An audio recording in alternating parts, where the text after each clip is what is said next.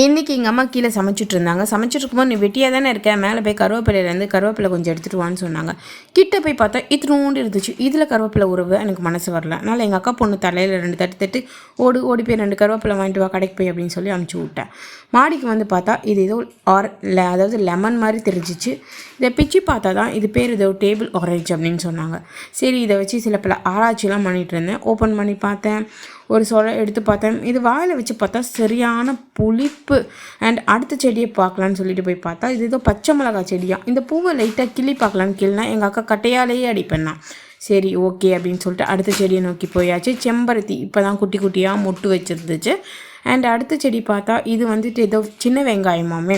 இது பார்த்தா நம்மளை மாதிரி வளரலாமா வேண்டாமான்னு சொல்லி முட்டிக்கிட்டு இருந்தது. அடுத்தது கீரையெல்லாம் வச்சுருந்தாங்க. ஸோ அதையும் பார்த்தாச்சு. அடுத்தது இந்த மம்மி இது பேபி. ஸோ இவங்களும் வந்து க்யூட்டாக இருந்தாங்க. பார்த்து மீட் பண்ணி ஹாய் சொல்லிவிட்டு கீழே வந்தாச்சு. இது ஏதோ ஜுரத்துக்கு சாப்பிட்ற மிட்டாயின்னு சொல்லிட்டு ஏதோ பழம்னு சொல்லி எங்கள் பாப்பா வாங்கிட்டு வந்தேன். அது பேர் தெரிஞ்சா கமெண்ட் பாக்ஸில் சொல்லுங்கள்.